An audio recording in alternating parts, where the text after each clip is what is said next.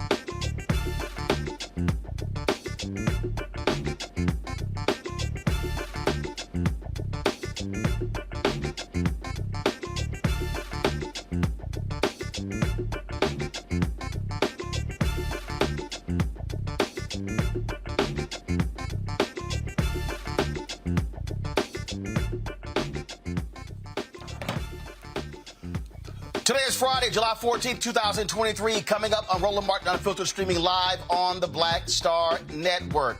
Republicans pass a military bill in the House, yet they attack the issue of being woke, lying straight out about it. And Congressman Stephen Horsford is having none of it. The chair of the Black Caucus blasts Matt Gaetz over what they have actually done. Hakeem Jeffries, the minority leader, also blasts them, including Speaker of the House Kevin McCarthy. We'll have all of that for you and show you the implications of this. A number of Republican attorneys generals have sent letters to more than 100 companies saying their diversity efforts may be in violation of the law after the Supreme Court affirmative action decision. I warned y'all they were coming after companies next. What did I tell you in my book, White Fear? We'll unpack that as well. Also, on today's show, the city of Evanston begins to pay out reparations to its citizens. We'll have someone to explain exactly what that looks like and what it means. Plus, SAG-AFTRA is now on strike. They have now joined the writers. Actress Yvette Nicole Brown will join us to talk about what this means for Black consumers and for Black Hollywood. It is time to bring the funk on Roland Martin Unfiltered on the Black Star Network. Let's go. He's got it. Whatever the miss, he's on it. Whatever it is, he's got the scoop, the fact, the find. And when it breaks, he's right on time and it's rolling. Best believe he's knowing. Putting it down from sports to news to politics. With entertainment just for kicks, he's rolling. It's on go, roll, y'all. It's Roland Martin, yeah. Rolling with Roland now.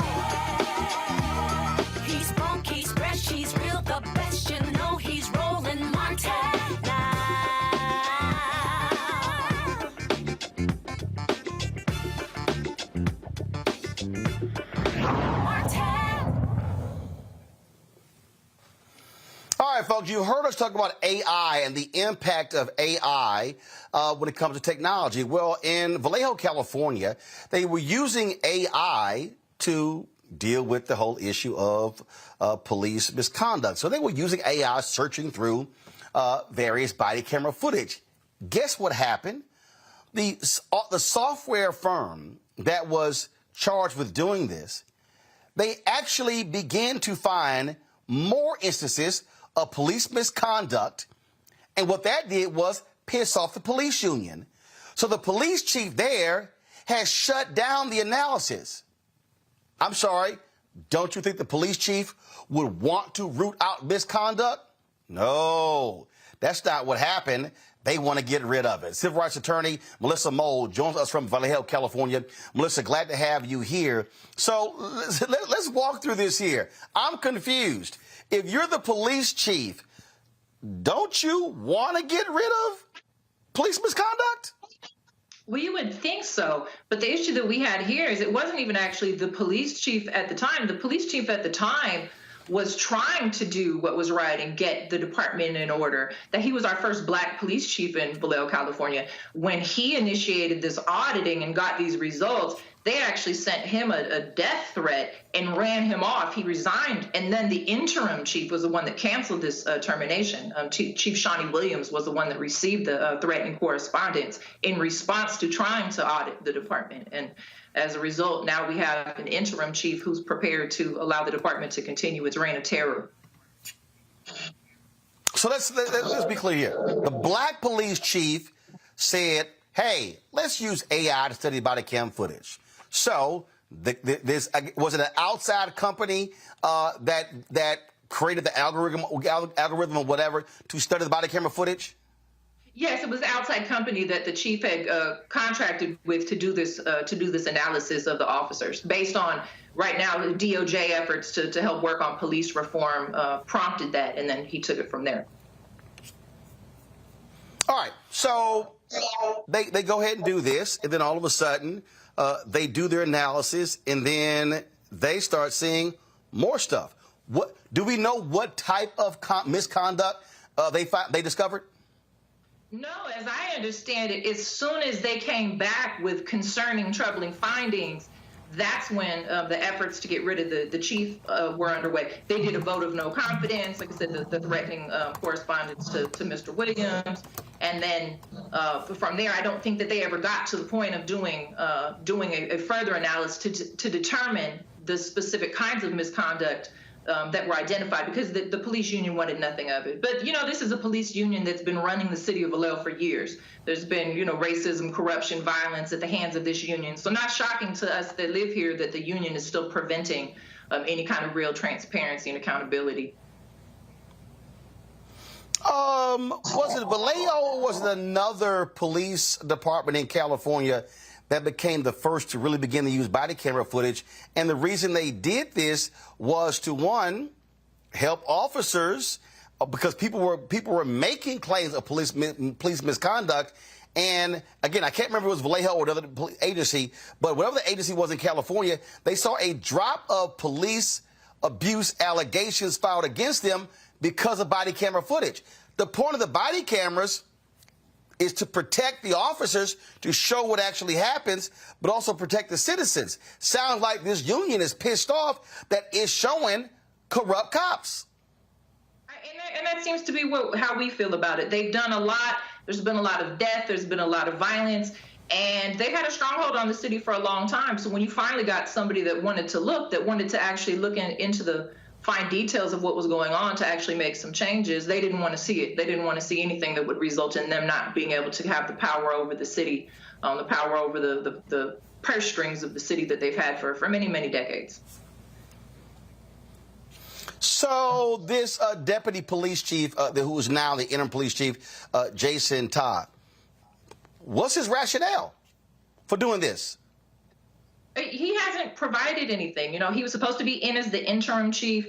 His decisions so far have been troubling. I just know during the time that Chief Williams was there, we had 3 years with no force, no shootings. I had not received cases. I wasn't getting calls. We were actually starting to see some changes.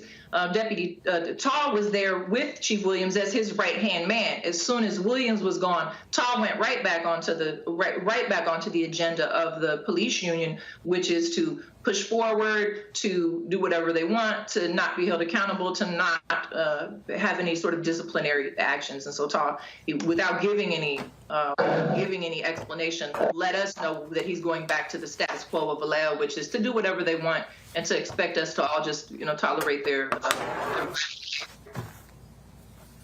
Well, what the hell is the mayor of the city council doing?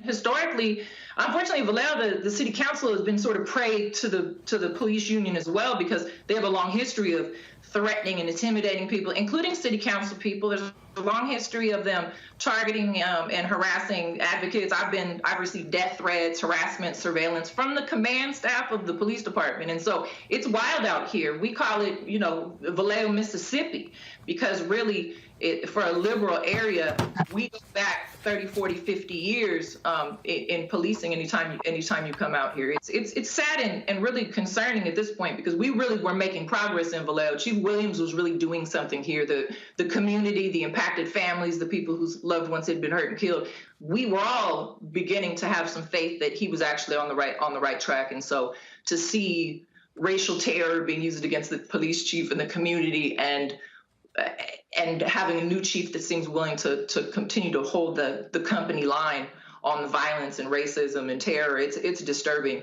And we're just hoping at this point that the DOJ gets in and takes over the situation before somebody else get killed. They shot a man, an unarmed man, in the face like 2 weeks ago in Vallejo, and we had not had any incidents of police shootings in over 3 years. But now that Chief Taz is in place, we're concerned that others are gonna pass away, because like I said, it's been over 3 years. So have y'all made that request for the DOJ to come in to examine the police department? Has there been an actual request? Yeah, so technically they're already here. What happened 3 years ago after there was 2 controversial shootings within a year time? My client, Willie McCoy, was shot 55 times as he slept in his car at a Taco Bell. And a year later, Sean Monterosa got killed. When Sean got killed, the DOJ came in to do what was supposed to be a collaborative review, where the Vallejo Police Department was supposed to be initiating some reform measures that had been determined that they needed. And so they were supervising that. Now the department has done virtually none of these 45 things that they were supposed to be supervised to be doing. And so the DOJ now is indicating that they're going to potentially come in to put in a federal monitor, to have a consent decree to actually force Vallejo to do the reform that they've been promising and pushing off for years. Wow, that's absolutely crazy. But again, it goes to show what we talk about when you have these cities that allow these unions to have far too much power and control, and they don't actually care about the citizens, and they are not there to protect and serve the citizens. Absolutely. I mean, at this point, they're holding the city. They're holding the city hostage. When the George Floyd movement happened and people were talking about defunding the police, just like many other cities and states, Vallejo decided to sort of stop policing, to stop policing the community, to try to get back control over the police department, and to try to kind of continue this reign of terror. But as a community, we're not prepared to let that happen. There's been too much loss of life, and there's too many people in the community, too many advocates, too many people that know what's going on around here. But from my viewpoint and on behalf of my clients, so far there has been no investigation into these officers having admitted to bending their badges in relationship to killing people. And so unless the DOJ comes in to investigate that, I don't think that there's any way to move forward, with the city, or to try to get the police department back under the control of the city. Absolutely insane what is happening there. Melissa, keep up the good fight, and certainly keep us abreast what happens there in Vallejo, California, because, again, the whole point of body cameras, and I say this all the time, if you are cops and you are doing what's right, you shouldn't have any issues with body cameras.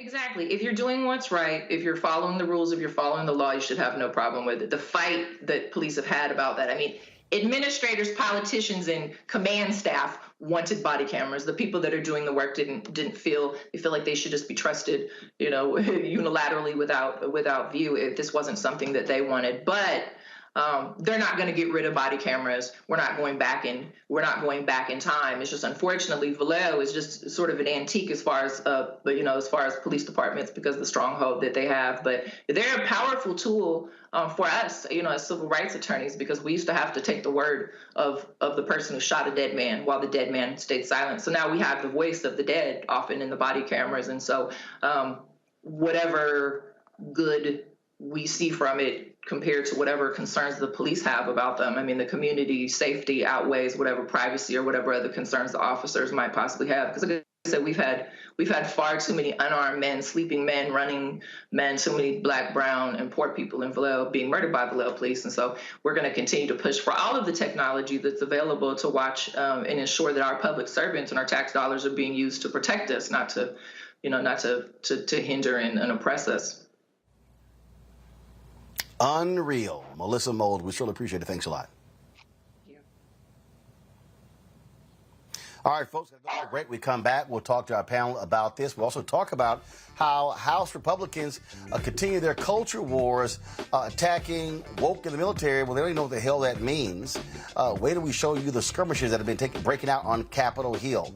Don't forget to support us in what we do. Download the Black Star Network app, Apple phone, Android phone, Apple TV, Android TV, Roku, Amazon Fire TV, Xbox One, Samsung Smart TV. You can also support our Bring the Funk fan club. Our goal is to get 20,000 of our fans contributing on average $50 each. That's $4 a year. That's $4.19 a month, 13 cents a day.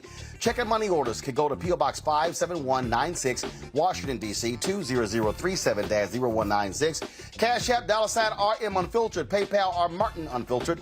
Venmo is RM Unfiltered. Zelle, Roland at RolandSMartin.com. Roland at RolandMartinUnfiltered.com. And be sure to get a copy of my book, White Fear: How the Browning of America is Making White Folks Lose Their Minds. Available at bookstores nationwide. We'll be right back.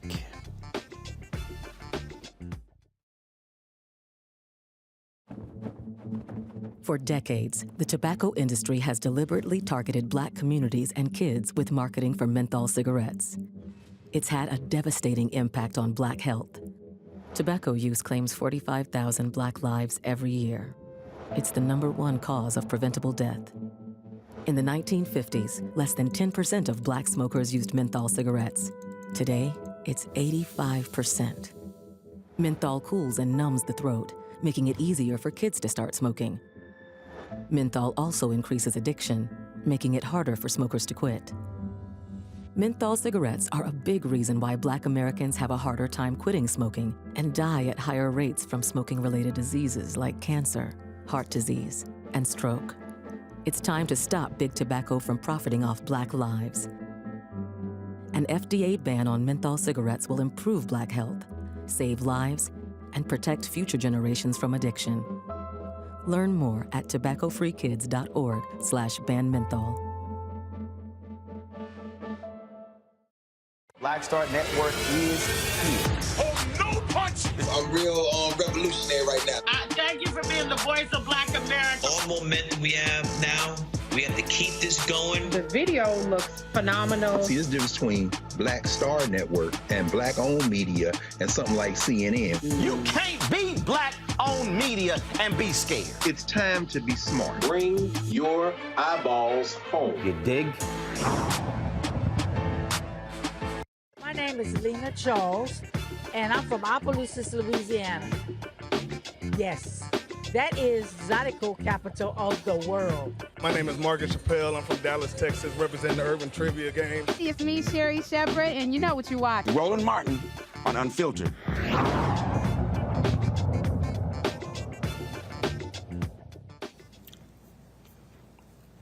Hey, folks, welcome back to Roland Martin Unfiltered. Let's get right to it. Michael Imhotep, host of the African History Network show, joining us from Detroit. Matt Manning, civil rights attorney from Corpus Christi, Texas, and Brianna Cartwright, political strategist. Where you at, Brianna? You in D.C.? Where you at?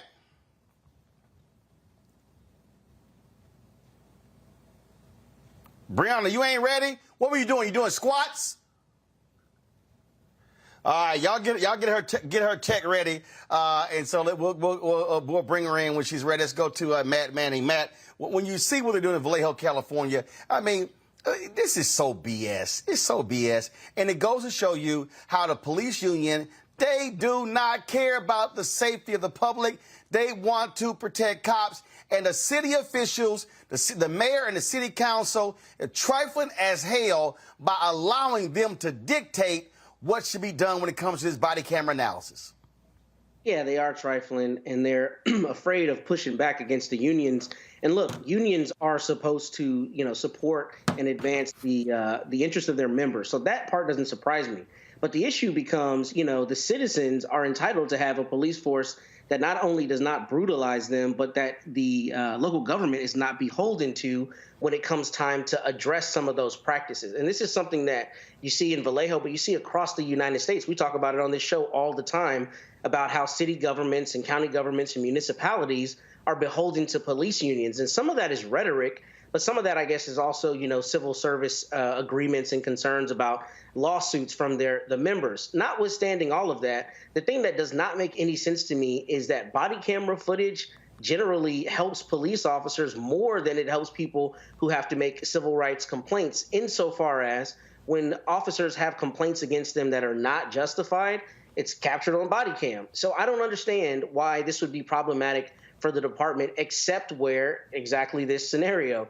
They're afraid of the union revolting or having some issue related with the union members. But all of this emanates from their sworn duty to protect the public.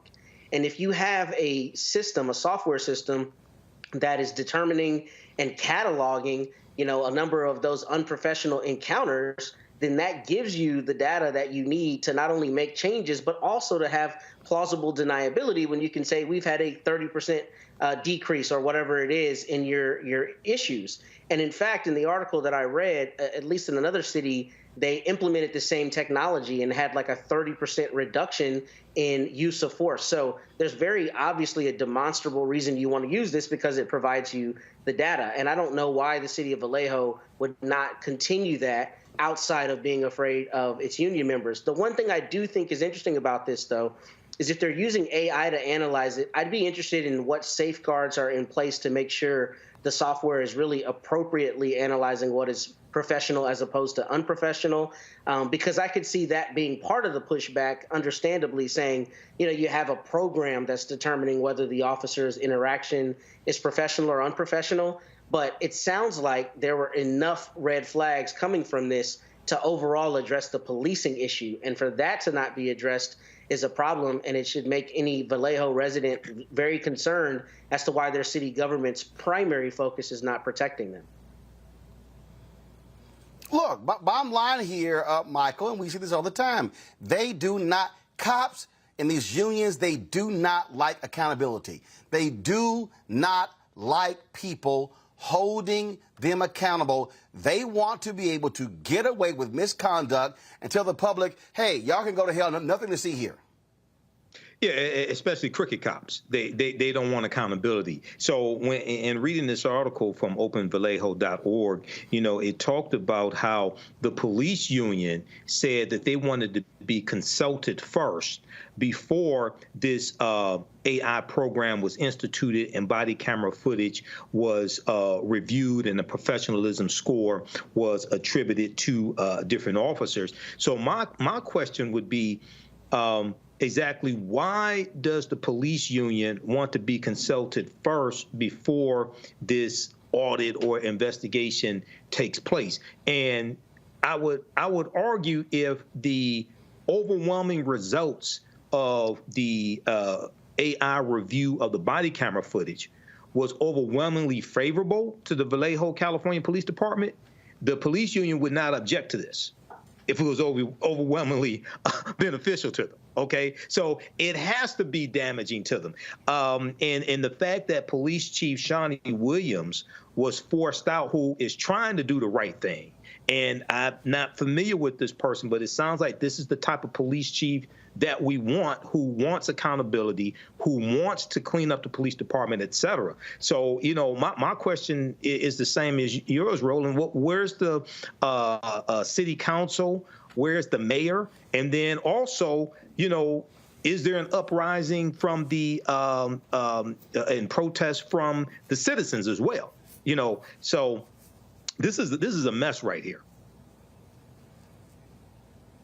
Yeah, I mean, it's an absolute mess. It is exactly what we often see, again, when they allow cops to be in control of and have the power. All right, folks, speaking of a mess, it is a massive mess out in Hollywood where SAG-AFTRA, the Union of Actors, they are now on strike, joining the Writers Guild of America.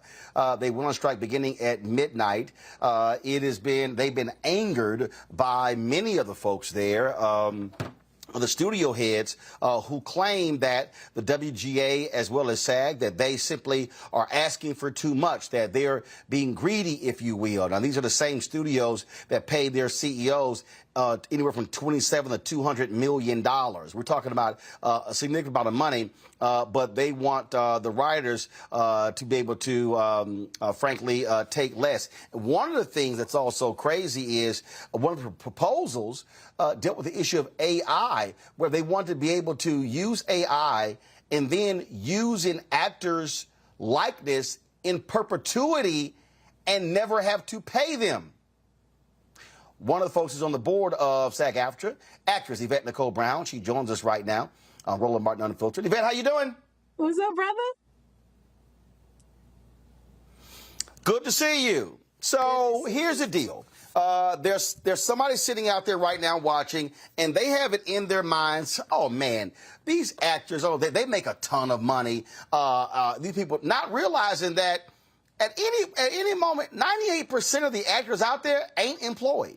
We start talking about health care benefits. We start talking about residuals. We start talking about, and now how streaming has changed the game. You used to have a network show. You would get a full season, 22 episodes, and then all of a sudden, now you look at a lot of these streaming shows, they're 8 to 10, and so the economics has changed, and frankly, the opportunities are drying up for a lot of people. So explain to the folks why SAG-AFTRA is joining the WGA to go on strike. Well, you hit a lot of it on the head right there. Once streaming happened and we have these shorter seasons, you can imagine as a writer or an actor, you might do 8 to 10 episodes. And then you have like a stretch of like 8 to 10 months where you're doing nothing. So there's no money coming in. You get money when you work. If you're not working, you don't get money. Now, what used to save us back in the day is that reruns would happen and be able to watch Different World again, you know, in the summertime, and you get money that was almost equal to what you made when you did the show originally. Residuals are gone. So people are now signing up to do a show. They do their 8 to 10 episodes, then they don't work for 6 to 8 months, and then they're also held exclusively by that streamer or that network. So now I can't work anywhere else. I can't make any money, and you're not paying me any residuals. And then, so that affects my health care, that affects everything. And people think that just because someone's on television, they're rich. It has never been the truth. Now, there's some people, the people that are the multimillionaires and the A-listers, they doing all right. But this is about the 98% of us that are not working all the time and what can be done to help them. I'm of the mindset that I'm my brother and sister's keeper. It's not okay for me to be okay if y'all not okay. Now, I wish the producers thought like that, because as they take their millions and buy their yachts and go on their fancy trips and have their interviews on meadows of green, acres of green, they aren't thinking about the people that may not be able to pay for their children's school, or may not be able to pay for their health care, or may not be able to pay their rent. And then that quote that came out, that one of the producers basically said that their goal is to choke us out until people lose their apartments and their homes. That is so inhumane. Yeah. It's inhumane. At what point is enough? How much money they literally said, for the folks who are watching and listening, they said, hey, we wait 3 or 4 months, we can starve them, and they're going to begin to lose their apartments and their homes. Yep. Now, these are the people that we're negotiating with. What I loved about what our president, Fran Drescher, did yesterday is she just literally told it like it is. And she literally called it what it is. It is inhumane, it's disgusting, it's evil. The thing is, how can you be in this industry and know that you're doing well and not care that other people are suffering? I don't understand it. I mean, we see it, of course, in politics as well. There's a group of people that want to help everybody, and there's a group of people that's like, well, I got mine, get yours. It's not fair. And this is the thing. You don't have an entertainment industry if you don't have actors and writers. You don't. So I don't know where they think all this magical money they love is going to continue to come in if they don't have the people writing the stories, creating the worlds, and then actors coming in to perform those pieces. It's so short-sighted. And we're upset. We're mad. And we're ready. And the WGA is with us. We're with them. And it's like, bring it. I was out on the sorry, that's my dog sneezing. I was out on the picket line today, and everybody's like, let's do this. If they thought they were breaking us, they're wrong. We're energized and we're ready. The thing that, again, technology is changing a whole lot. You look at, like, one of the things that's happening, and again, that people don't quite understand. Warner Discovery has done this a lot. They started this, and now the other people are actually following them. They are literally pulling shows off of streaming services to save money for tax reasons. Yep. Now, that means that if you are an actor or a director and you put all of your time and energy into this work, then it's not available on the platforms, meaning you can't get paid. They say, oh, we've done the analysis, and these are shows that are not being streamed a lot, so therefore it's costing us money. And I'll give you a perfect example. Last year, when Showtime had their series on Uber, I was watching some other shows. I never got around to it. So the other day, I was like, man, let me pull up my Showtime app and look at the show. Wasn't there. Yep. I was like, wait a minute, this was a series a year ago. This wasn't like 5-10 years. So then I go to Google and type in, like, where's this series? Like, where is it? Can't find it. It's been pulled off the Showtime app. Now, if you want to watch it, you can buy it other places. And I was like, wait a minute, for something that's a year old, that was a several-part series, that was crazy to me. So that means that if you start in that, if you were one of the writers, if you were one of the producers and directors, you're not getting residuals from the airing of that show because it's been pulled. Yeah, but Roland, it's deeper than that. At least you were able to find it, to buy it. There are shows that are being pulled that never made it to DVD. They never made it to another streaming network. Like sometimes things will air on one network and then a streamer will pick it up or go into syndication. Or the DVD will come out. So you can buy it and get it another way.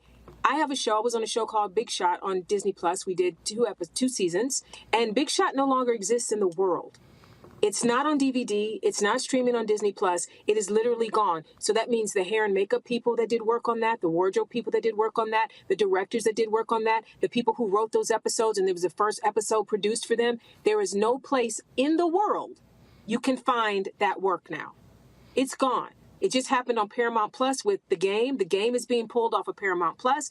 There's been a lot of shows like that. And so I think also there should be a fight about where can I find my work? This is what I put my heart and soul into. And that means if I ever want to do a reel to show what I did when I was in a drama with John Stamos, how am I going to do that? This is serious. It's a complete disrespect for the creative artists. Completely. Be they makeup, hair, wardrobe, props. There's no love. And this is the other thing someone else mentioned to me. Back in the day, the studio execs used to be people that moved up in the ranks of entertainment. And now they're like Wall Street people and investment bank people. These are people that are bean counters. And it's really all about the bottom line and what kind of profit they can then send to their shareholders or their CEOs. And it's like it stopped being about the art, that we've lost the heart of the art. And that's why we're in this situation where we're like, don't you understand that you don't have a business without us? And why would you be okay making all this money and not sharing the benefits of what we create? Hold tight 1 second. I got to go to a break. My panel got some questions as well. Folks, we're talking the SAG-AFTRA strike. They have now joined the Writers Guild of America on strike. Guess what? You ain't seeing red carpets. Gone. You are not seeing actors doing any interviews. They're forbidden to do interviews touting any projects. And so you're not going to see any new shows as long as the writers and the actors are on strike. And so we'll talk more about that right here on Roland Martin Unfiltered on the Black Star Network. Back in a moment.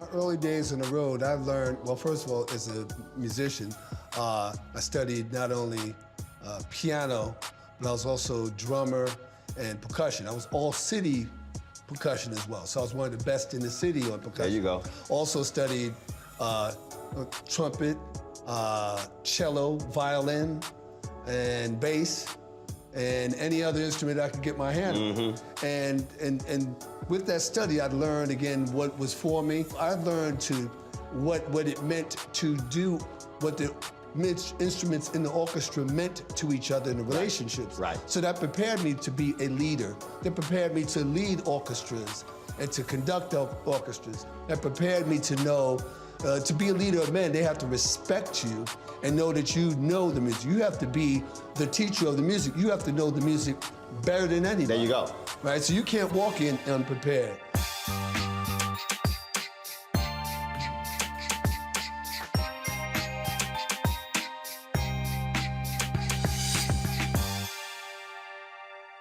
Hatred on the streets, a horrific scene, a white nationalist rally that descended into deadly violence.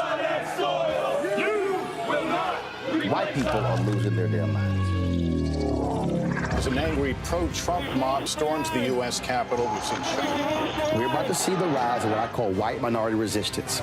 We have seen white folks in this country who simply cannot tolerate black folks voting. I think what we're seeing is the inevitable result of violent denial. This is part of American history. Every time that people of color have made progress, whether real or symbolic, there has been what Carol Anderson at Emory University calls white rage as a backlash. This is the rise of the Proud Boys and the Boogaloo Boys. America, there's going to be more of this. Here's all the Proud Boys, Dave. This country is getting increasingly racist in its behaviors and its attitudes because of the fear of white people. The fear that they're taking our jobs, they're taking our resources, they're taking our women. This is white fear.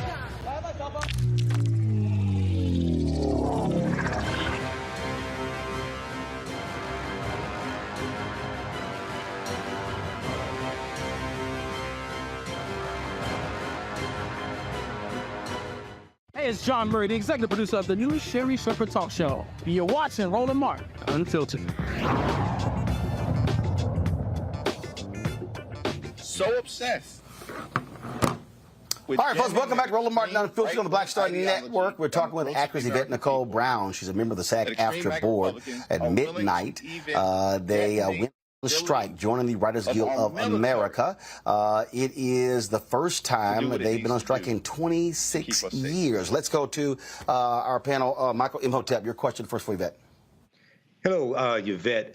Thanks for coming on. Also, great interview with Joanne Reed. I've been following this, and one of the things that I'm hearing is that one of the things that the actors and screenwriters are fighting for is a greater piece of the pie when it comes to content that's on the streaming services now, because the way the contracts are, the way the payouts are when it comes to streaming is entirely different than it was traditionally. Can you give us more insight into that? And also, a lot of the streaming companies are saying, maybe like Peacock and some of the other streaming companies are saying they're not making a profit as well. Can you talk about that, please? Yeah. Well, first of all, everyone saw how great Netflix was doing, and everyone raced into the streaming landscape before they knew how to do it their way. So there are probably a few that are not making a lot of money, but that's not all of them. That's first. Second, what happens with our contracts is that the producers come up with a new way to make money. Maybe back in the day it was DVD, then it was streaming, and now it's AI. And what they do in the contract negotiation is they go, DVD, I don't know, it's going to do anything, right? So they tell you that in the negotiation. You go, okay, well, for the first 3 years, we'll give you, you can pay us less than you would pay us for network, because we don't know what this streaming is going to do or what this DVD is going to do or what this AI is going to do. Forgetting that they absolutely know that it's going to be lucrative, because they wouldn't chase anything unless they know there's money there, right? So we fall for it, and we've fallen for it a few times. So what we realize now is they're trying to do the same thing with AI. Now, what happened with streaming is that they said, well, we don't know if it's going to be profitable, so let's pay you a little bit less than we would have paid you. Well, that fee structure is now set in steel, right? So now every year, as they made, some of these streamers have made record profits, we're still getting 10 cents on the dollar or whatever the number is. I don't know what the exact number is, but we're getting a lot less than what we should be getting. And then they go, well, you agreed to it, so I don't know, going back and changing it now. So now that we've learned that that's how they do it, we're like, we're not going to let you do that this time. We know that AI is going to make you a lot of money somehow. So we need something in place now to protect us, to make sure that we don't do what was floated, where they wanted background actors to have their entire body scanned, likeness, face, all of it, which means they now own that person's entire likeness, and they can plug that person in crowd scenes or anywhere else they want to in perpetuity. Their children's kids will be dead, and they still will see grandma walking around carrying a Target bag in some show. That's ridiculous. And they want to pay them the day rate. So want to pay you once and use you forever. And this is the thing. There are certain people that have reached a level of their career where they can negotiate out of that. But again, it's not okay. I'm not okay that I can negotiate it if the person starting in this industry or the person that hasn't made it to my level can't negotiate their way out of it. Because what they'll tell them is, well, we don't really need you. We'll get somebody else. And then there'll be somebody else that will say yes. You see what I mean? Like they have you against the barrel when you haven't become a name or you haven't become famous in some way. And we want to make sure the contracts protect everybody, not just the people that can negotiate their way out of these little traps. And the point there you make, Yvette, there when you talk about the contracts, when they are locked, they are going to hold you to that contract. Absolutely. I just finished watching on Netflix the documentary, the docuseries on American Gladiators. And they talked about on that show where the folks who were the gladiators and how they were getting $500 a show. They were incurring injuries. They had a national tour, 120 city tour. They were selling toys, merchandise, all sort of stuff. And the gladiators were like, yo, we make the show. And Sam Goldwyn, who they were doing the show, they were like, absolutely not. We are not renegotiating. You signed the contract, that's what you get. And they fired some of the original gladiators. And that's how they wrote. So this whole idea, so when somebody tells you, no, just go ahead and sign, we can take a look at it later. No. Don't do it. You better get it in writing, because they're going to negotiate downward from that deal in the next deal. Yep. And this is the thing, too, that I don't know that people, I started out as a legal secretary. I don't know if people know that, but I was a legal secretary by trade before I became an actor. What people don't understand is that there's no such thing as boilerplate. Or this is just what we do. They'll say that. Everything in a contract can be negotiated. Every single thing. So don't fall for, well, this is just how we do it. No, we're going to do it different in this one. We're going to change this for me. And I think people don't have the understanding that they can do that. And sometimes the business affairs offices are so strong. Well, we got to get it today. If we don't get it today, breathe and get the deal that is right for you. And that's if you're able to. If you've reached a point in your career where you can. There are a lot of people that can't do it. They're just not at the place where they can do it yet. And again, that's why unions are there. Shirley Ralph said something. But Yvette, even if you're a big name, Don Cheadle talked about this here. I forgot I guess it was one of those Marvel, whatever the hell. And he at his child's birthday, and they were like, you got an hour. That's what it's like. I got an hour? And he was like, this is Don Cheadle, Academy Award nominee.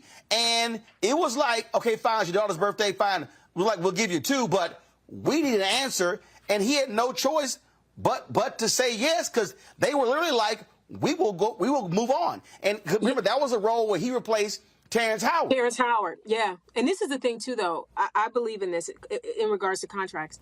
And you can't do it all the time, but sometimes the no is very powerful. You know, if you got an hour to do it, then that means you ain't got nobody else either. And whoever you're going to go to next going to have 30 minutes, and they might not say yes either. So you actually need me.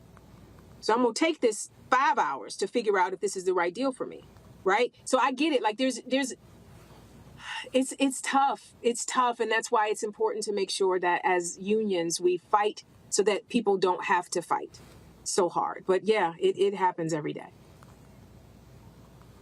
Matt. Well, first, let me say that I appreciate your work and thank you for being here with us this evening. This is actually an issue that affects my family. My sister, Denise Manning, is an actor in New York City and just won her first Emmy. And, you know, I reached out to her and I said, niece, what do I ask particularly to make sure that people understand this? And one of the things that was really important is she told me that a lot of this issue is framed about Hollywood and glamour. But as you've said, you know, 98% of people in the industry don't fit that A-list kind of designation. So first, what suggestions do you have for people to really understand the gravity of the issue? You've kind of touched it, but anything anecdotal that might be helpful. And then secondly, she instructed me to say that people need to not use streaming services, and that's one way that they can support. But what other ways do you see that we can support? Because obviously we love your work. We digest it. It's gotten us through the pandemic. But we need to be standing in solidarity with you as you stand for what's right. And I want to know the best ways to do that. You know, thank you for that question, and please tell your sister, yay, congratulations. I think that since they only care about money, and they don't care about people, I think anything that you can do to affect their money will help the cause. You know, I can't speak on what that should be, but her suggestion's great. You know, where do they get their money? So let's now hit them where it hurts. But it's going to take a lot of people saying, I'm going to not stream anything today. I'm not going to binge anything today. I'm going to cancel my service for a couple of months until, as long as the strike is on, I'm not going to watch this network, or I'm not going to watch this. It has to be a lot of people making that decision. And I think what people miss is that this is not, again, about the super rich people or the super famous people. You may see people that are more recognizable talking about it because they're the people that might be able to get the hit on Roland Martin. You know what I'm saying? But we're here fighting not for us. We're fighting for the 98% that is not working. And people need to remember, we're just human beings doing a job. This is not about we're fancy and we're amazing. No, we're just acting as just a job. In the same way I worked at, you know, if I work at Starbucks or I work at Target or wherever else I work, I go every day, I do my hours, I get paid, and I want some health care. It's the same thing. And most of the people that are in our union are living paycheck to paycheck. There was a story last year when the WGA first went on strike, where there was a writer who wrote on a show called The Bear, and The Bear was nominated for all these different awards. He had to buy a bow tie on credit to be able to have an outfit that he could wear. He had like $1.83 in his bank account when he was on the red carpet for this show. One of the girls, or a couple of the girls from Orange is the New Black, the second breakout show on Netflix, talked about how they were poor. They were poor.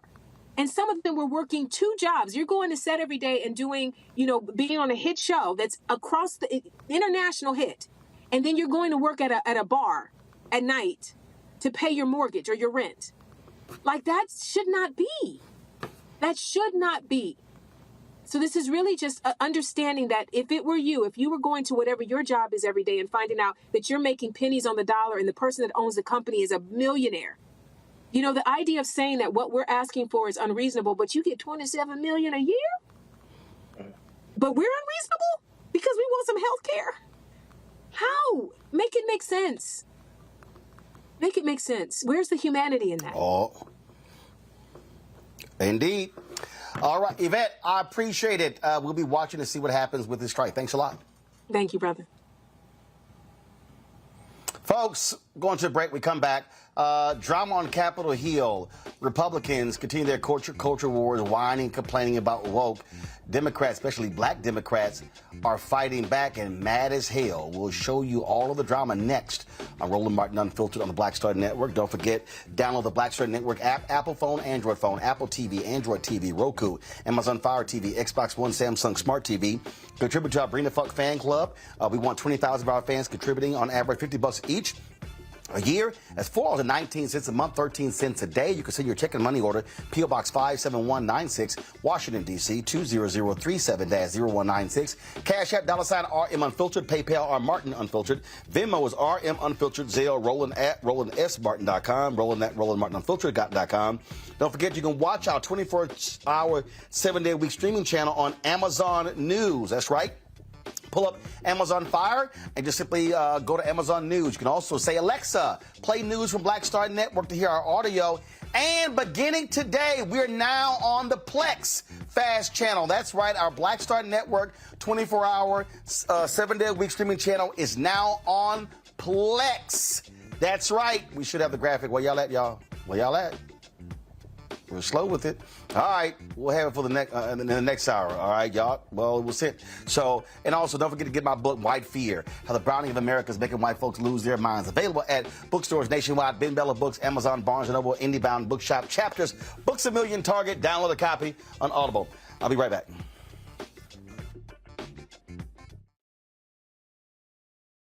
When you talk about blackness and what happens in black culture, we're about covering these things that matter to us, speaking to our issues and concerns. This is a genuine people-powered movement. There's a lot of stuff that we're not getting. You get it, and you spread the word. We wish to plead our own cause. Too long have others spoken for us. We cannot tell our own story if we can't pay for it. This is about covering us. Invest in black-owned media. Your dollars matter. We don't have to keep asking them to cover our stuff. So please support us in what we do, folks. We want to hit 2,000 people, $50 this month, raise $100,000. We're behind 100,000, so we want to hit that. Y'all money makes this possible. Check some money orders. Go to P.O. Box 57196, Washington, D.C., 20037-0196. The Cash App is $RM Unfiltered. PayPal is R Martin Unfiltered. Venmo is RM Unfiltered. Zelle is Roland at RolandSMartin.com. Coming up next on The Frequency, right here on the Black Star Network, Shanita Hubbard. We're talking about the ride or die chick. We're breaking it down. The stereotype of the strong black woman. Some of us are operating with it as if it's a badge of honor. Like you even hear black women like aspiring to be this ride or die chick, aspiring to be this strong black woman trope at their own expense. Next on The Frequency, right here on the Black Star Network. Me, Sherry Shepard with Sammy Roman. I'm Dr. Robin B., pharmacist and fitness coach, and you're watching Roland Martin Unfiltered.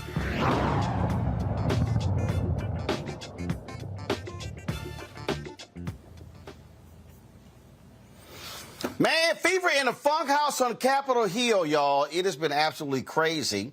Yesterday, the House approved this NDAA bill, real estate military bill. Y'all, normally this just flows like butter. When it passed out of committee, it passed 58-1 out of committee. But once it got out, the Freedom Caucus and the hardcore crazy right-wing bigots, they got involved, and so then they wanted to put in there attacking abortion. They wanted to put in there attacking woke in the military. And so it passed on a party line vote, and it's the U.S. Department, again, and so it's called the National Defense Authorization Act. And then it's just stupid. I mean, just nonsensical how crazy these right-wingers are. Yesterday, woo, man, Congressman Stephen Horsford and Congressman Matt Gaetz got into it on the floor of the House. There is a time in every debate where everything has been said, but not yet by everyone. And that may be where we are in the DEI debate. But what I bring to the House now is the most fulsome amendment to completely remove DEI from the DOD. And even if my amendment doesn't pass, I want my colleagues to know that this NDAA in the base bill takes a meat cleaver to DEI. And the amendments that we have adopted in the last round of voting have certainly ensured that DEI, regardless of the passage or not of my amendment, will not be a principal feature of our military service if this bill becomes law, and that would be a great thing for our military. That said, it's important to note that in the name of DEI, our military has done some pretty strange things. Secretary Austin, in his first act, ordered a 24-hour stand down so that everyone could reflect on their extremism. The reality is, even majority-minority units in the military found this divisive. They complained to my office, and certainly it did not create a more lethal force. Also, in the name of DEI, we've hired some rather strange people in the government. There's one DEI officer named Calissa Wing, and she actually, if you can believe this, worked in the DEI's department at DOA, the education system within DOD, and she put out the following inclusive tweet. I'm so exhausted at these white folks in these professional development sessions. This lady actually had the audacity to say that black people can be racist too. I had to stop the session and give Karen the business. This was the person that we had hired to create a more inclusive environment, and I think it's indicative of the inherently divisive culture that has permeated radical racial ideology. My amendment gives us the opportunity to pull it up by the root, and I hope my colleagues support it. I would add this final point before yielding back. We have standards in the military that allow the military to expel racists and white supremacists completely in the absence of DEI programs. We've had those standards in the military for quite some time. And so even if my amendment were to become law, I don't want anyone in the body to think that we would be stuck with people in the military that didn't meet long-standing, pre-existing standards of personal conduct. And with that, I reserve. The gentleman reserves. The gentlewoman from Virginia. For what purpose does the gentlewoman from Virginia seek recognition? I rise to claim the time in opposition to the amendment, and I yield 1.5 minutes to Mr. Horsford. The gentlewoman is recognized for 5 minutes. The gentleman is recognized. Mr. Speaker, I rise today in strong opposition to this amendment. Mr. Speaker, the previous speaker, the maker of this amendment, talked about being exhausting. This issue that he has brought before this body and the committee is exhausting. Just this week, the sponsor of this amendment called diversity, equity, and inclusion in the military a, quote, failed experiment. He has called it cancerous. Just this week, a senator from Alabama stated that it was his opinion that white nationalists are not necessarily racist and refused to denounce white nationalists serving in the military. All of this with the backdrop of the same senator holding up hundreds of military nominations, which is actively hurting our national security, something that this NDAA bill would address. To what end? The U.S. Marine Corps does not have a confirmed commandant as we speak. And yet, just an hour ago, on this very floor, one of the members on the other side of this body said his amendment, quote, had nothing to do whether colored people or black people can serve, unquote. Mr. Speaker, these comments show exactly why we need diversity, equity, and inclusion initiatives. Every day, our military grows more diverse, more and more reflecting the diversity of our nation.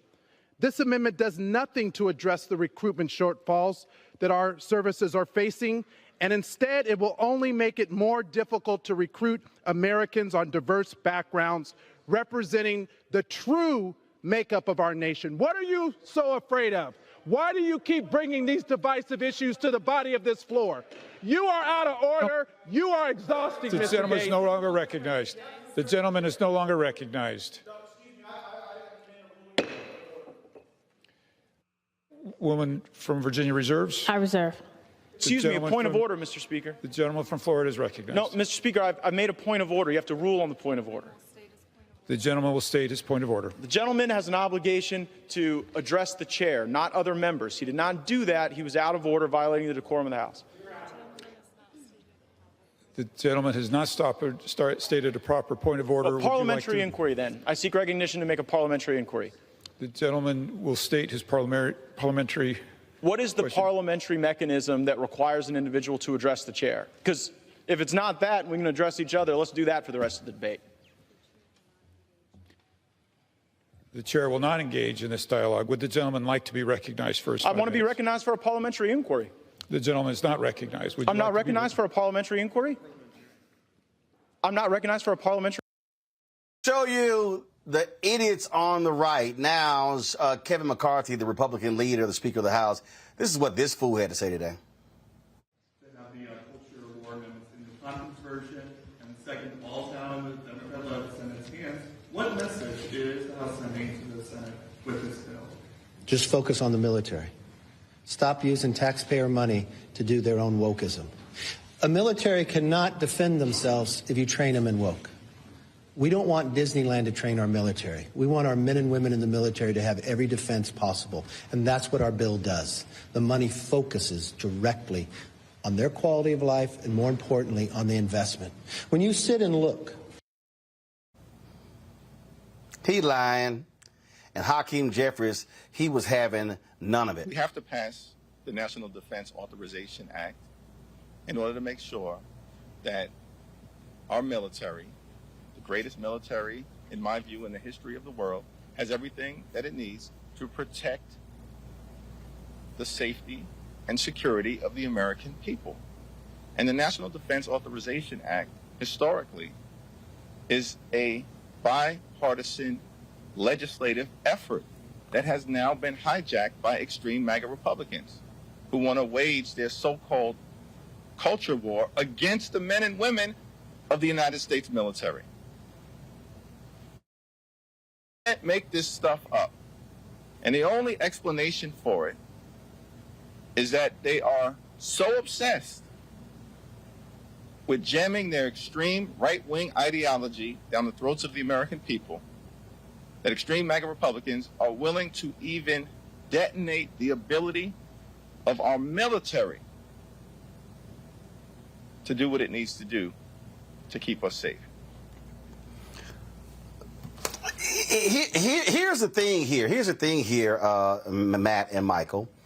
These are the same Republicans. Let me just be clear. These are the same Republicans who voted against getting rid of the white nationalists and Nazis in the military last year. Matt? I don't know, man. This is all absurd, and it's ridiculous that we pay these people to go and be asinine. I mean, that's what it is. Not only did they vote against that last year, but for Kevin McCarthy to get up and say we don't want Disneyland training our military, all of it, this is ridiculous. I mean, first off, these are the same people who all the time trumpet the military and why defense is so important. So you would think the one place you might support people feeling more included is if you're going to put a gun in their hand and send them overseas to defend our nation, right? But this is all about parroting the same rhetoric all the time, the same rhetoric that says these brown people and these poor people and these other people are coming to steal your country by trying to make it too soft. And the reality is when people feel more included and there's more inclusion in the country, then they're better involved and better contributing.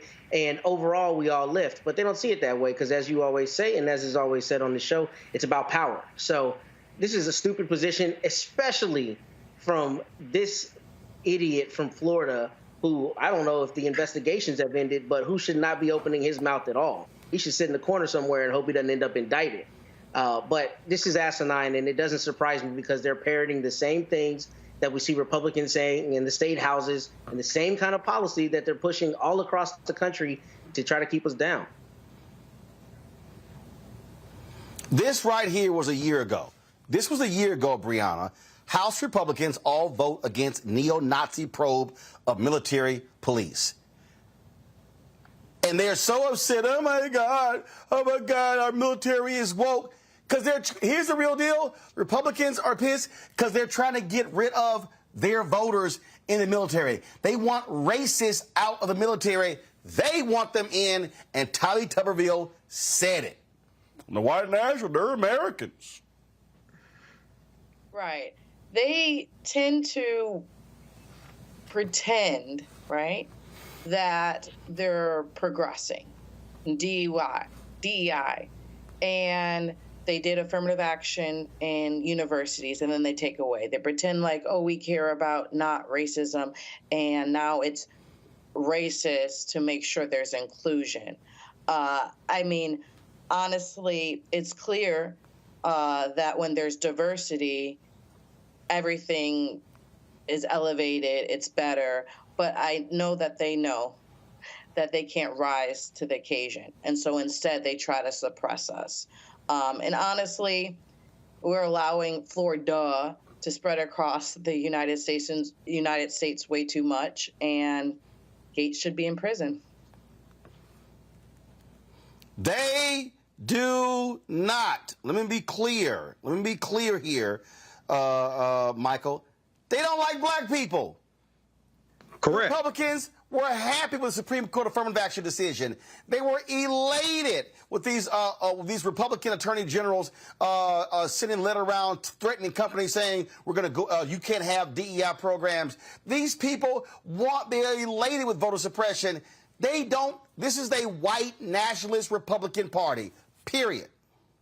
Absolutely. This is the white nationalist Republican Party, and their Lord and Savior, Benedict Donald, is the head of the white nationalist party. This is why they were against getting rid of white supremacists and white nationalists in the military and in the police department, because these people are white supremacists and white nationalists. Don't forget, when the Domestic Terrorist Prevention Act came up for a vote in the House of Representatives, I think it was 2022, and it came up after the Buffalo, New York shooting at the Top supermarket, all the Republicans in the House of Representatives voted against the Domestic Terrorist Prevention Act, except for Adam Kinzinger, who was on the January 6th committee, and he didn't run for re-election. So, but it's important for people to connect the dots to this. This goes back to the September 2020 executive order that Donald Trump did banning diversity, equity, and inclusion when it came to the training of federal employees. That's when that started. That's even before Chris Rufo came out with his tweet in March 2021 talking about how they were going to redefine critical race theory, okay? This you can draw a direct line to all this. That's also connected to the response that Senator Tim Scott did to 2 years ago to President Joe Biden's State of the Union address, when he said America's not a racist country. And then the next line after that was, and I'm paraphrasing, it's wrong to have policies that address those historical inequities, things like this. All that's connected. So we have to understand these people are crazy. They're trying to suppress us, and we have to vote them out of office. This is all about power. Yep, that's exactly what it is. All right, folks, hold tight 1 second. Got to go to break. When we come back, we'll talk about Evanston, Illinois. They have started their reparations program. We'll explain exactly what's happening there. You're watching Roland Martin Unfiltered on the Black Star Network.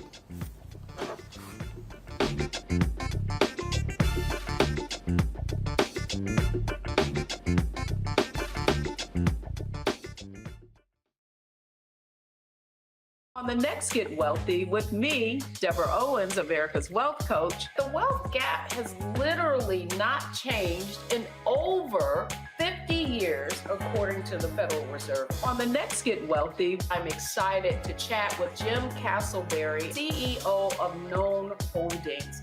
They have created a platform, an ecosystem to bring resources to Blacks and people of color so they can scale their business. Even though we've had several examples of African Americans and other people of color being able to be successful, we still aren't seeing the mass level of us being lifted up.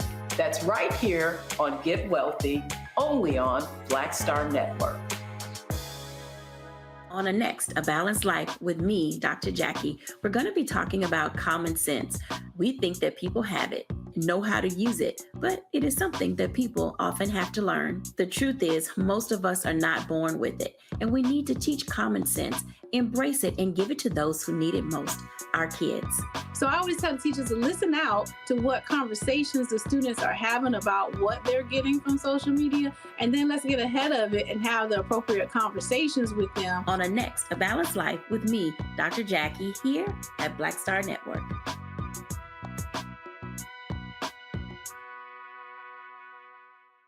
I am Tommy Davidson. I play Oscar on Proud Family, Louder and Prouder. Right now, I'm rolling with Roland Martin, unfiltered, uncut, unplugged, and undamn believable.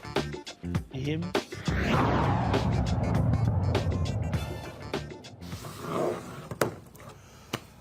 4 years ago, Evanston, Illinois announced they were going to spend $10 million over 10 years to black residents there. The program would provide upwards of $25,000 housing grants for down payments, repairs, or existing mortgages to atone for the city's past racial policies. Joining us right now is Robin Ruth Simmons. She's the founder and executive director of First Repair from Evanston.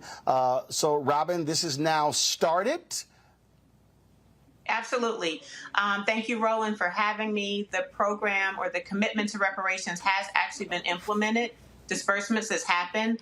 I want to add that in 2019, we did commit to seeding the work with $10 million initially from our recreational cannabis sales tax.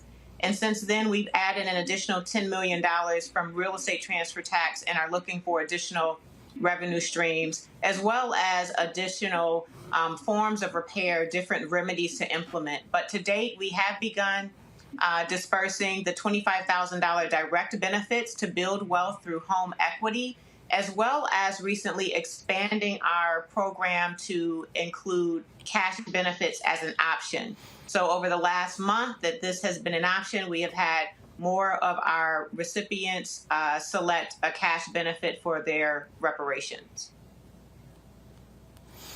What has been the response of residents? Do you have folks, granted the city council passed this, do you have folks who are opposing this, who still find this to be a bad idea with taxpayer funds? Well, I'll say we have broad support in the city. The initial legislation passed in 2019 with an 8-to-1 vote. Future votes have passed either unanimously or 8-to-1. And you're never going to have 100% support. So we have some residents that early on felt very strongly that only cash is an appropriate form of repair. We have made that adjustment. And we have few that have spoken publicly about their disagreement to advance reparations with taxpayer dollars. But we do know that thought is out there. Overwhelmingly, we have support in our city from the ally community, of course, from the Black community to advance reparations. There is more question about forms of repair, urgency, amount, and so on. So we continue to work through the complicated process to implement reparations in Evanston.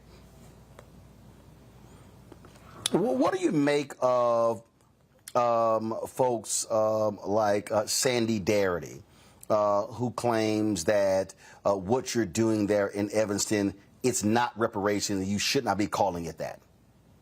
Well, Sandy has an opinion about local reparations. And so it's not just Evanston specifically, but localities that are advancing reparations. I understand he's in disagreement with that only a federal legislation for reparations is appropriate.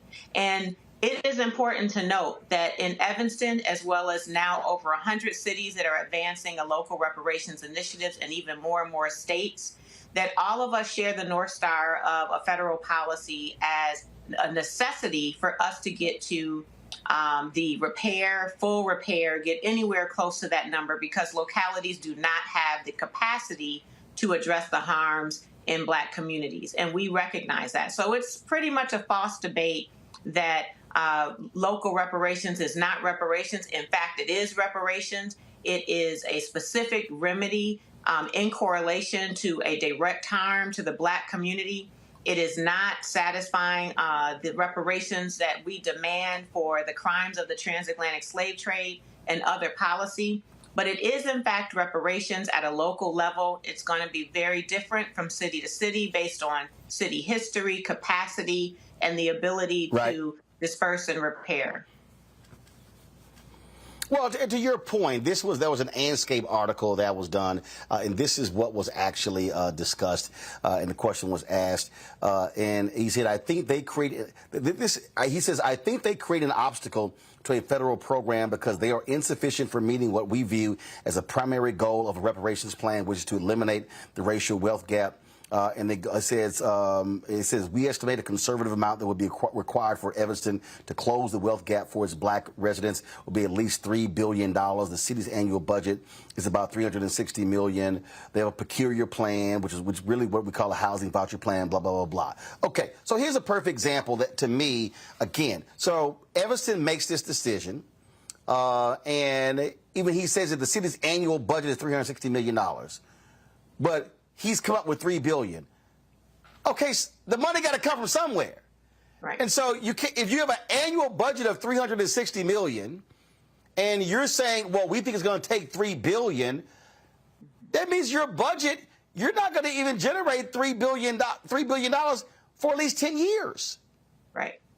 So, for an entire budget. So how in the world? So what? Does the city of Evanston go somewhere to borrow the $3 billion to give the black folks?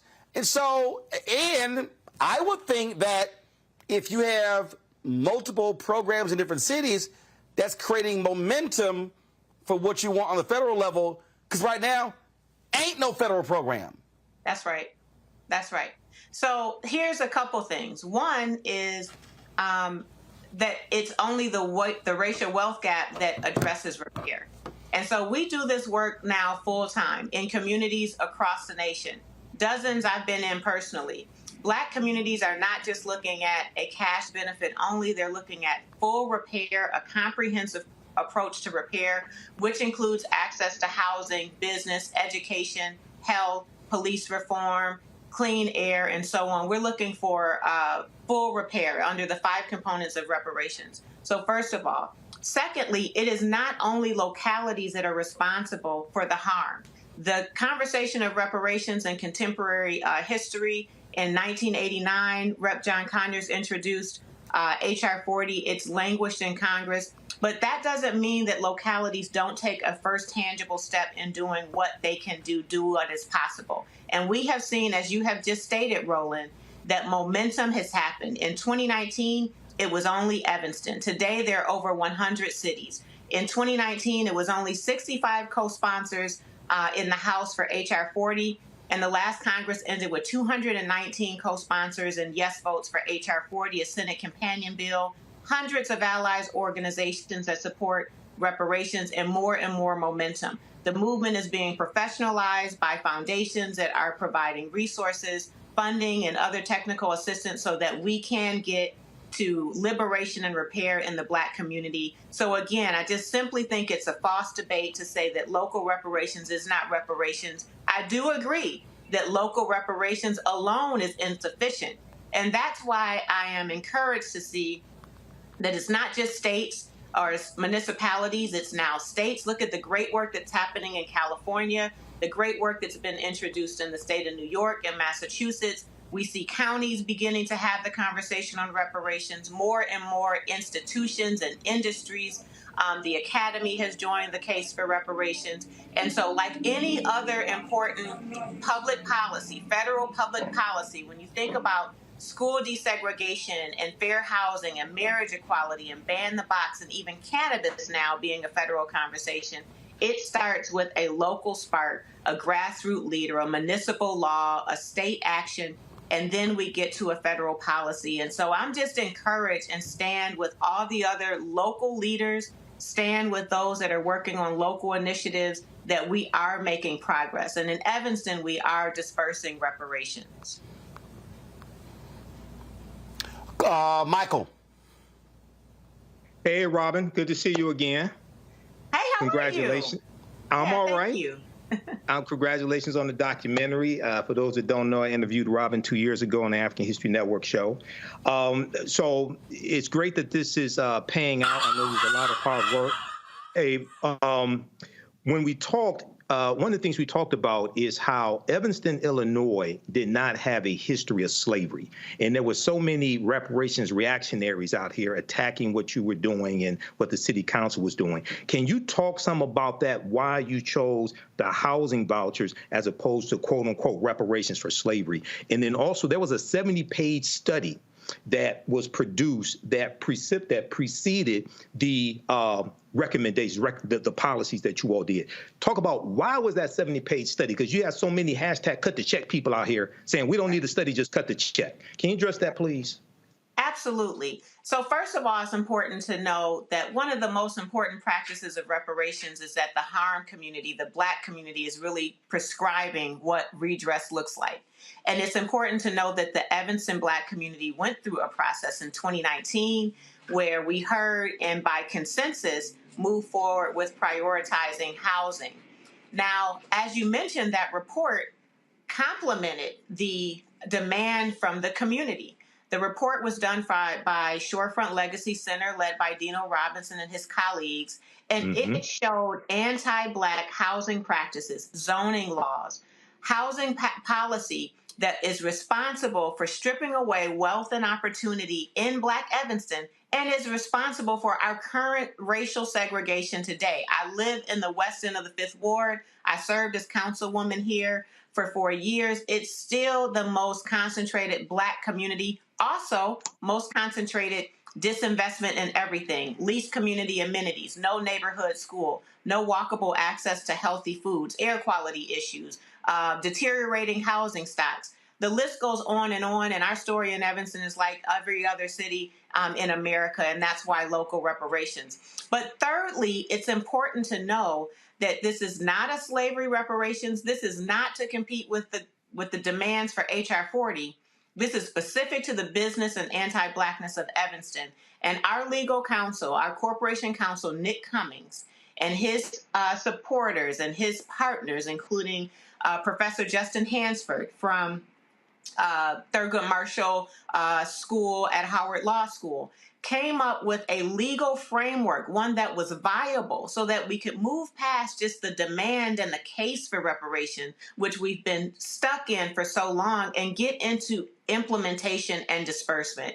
And so that legal framework was really key in us having a strong case, one that was withstand legal challenges, which we've had from conservative groups from outside of Evanston, from Texas and DC. They have tried to challenge our work, but our work is very thoughtful, it's very smart, it's careful, it's narrowly tailored. It includes a home rule municipality. We're using home rule taxes, so we're not using federal dollars that are being passed down and have to deal with blocks from other courts outside of Evanston. We are leading within our values. It is possible for other localities to do the same, and that's how we got to housing.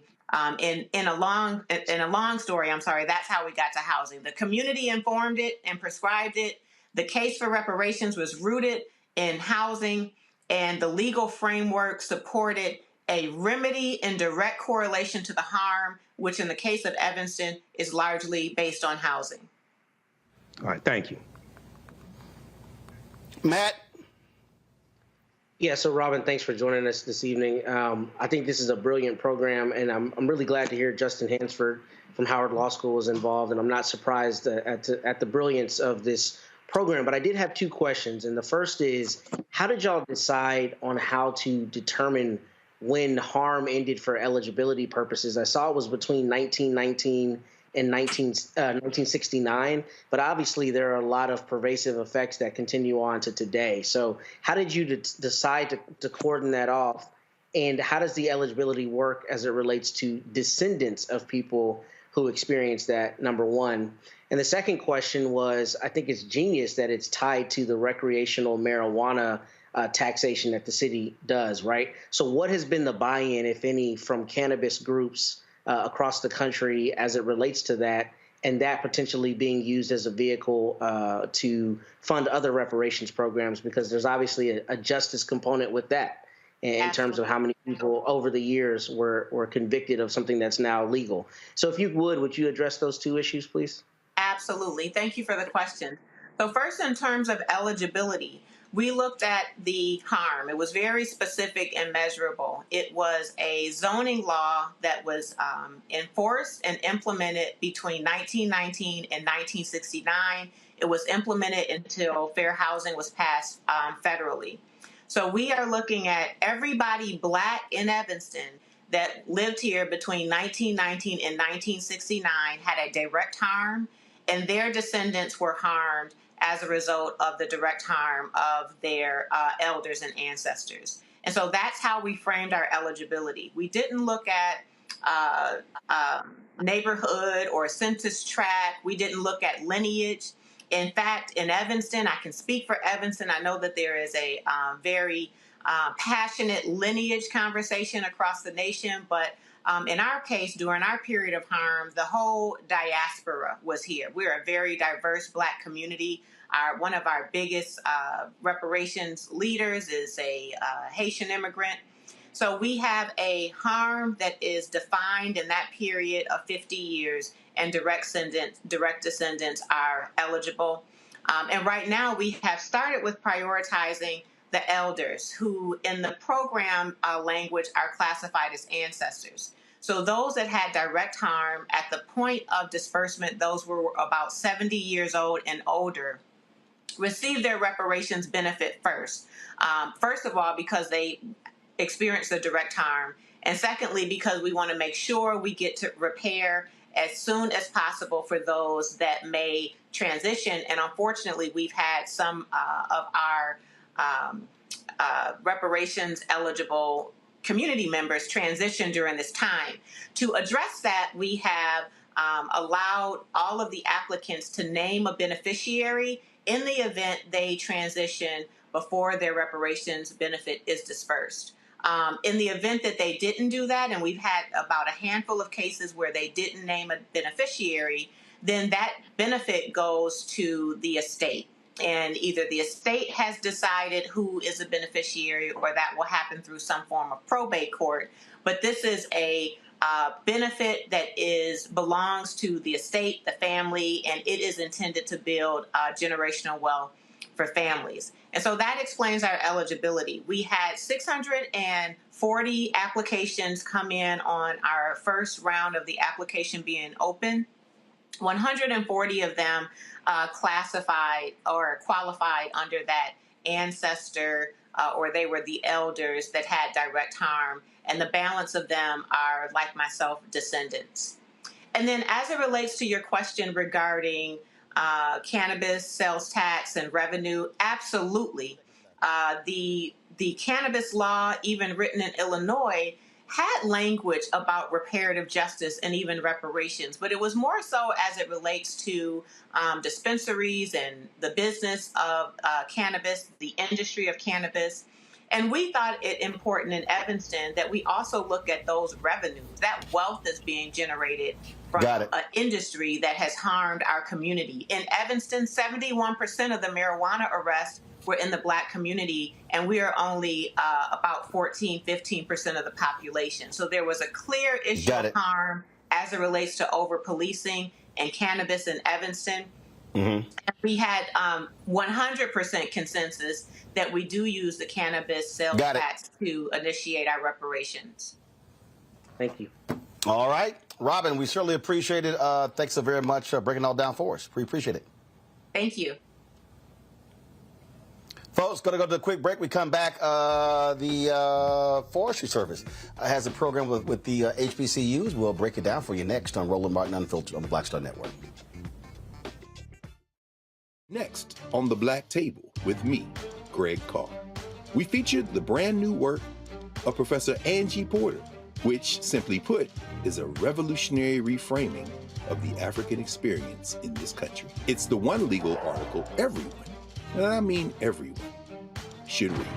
Professor Porter and Dr. Valethia Watkins, our legal roundtable team, join us to explore the paper that I guarantee is going to prompt a major aha moment in our culture. You crystallize it by saying, who are we to other people? Who are African people to others?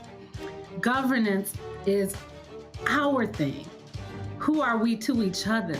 The structures we create for ourselves, how we order the universe as African people. That's next on The Black Table, here on the Black Star Network.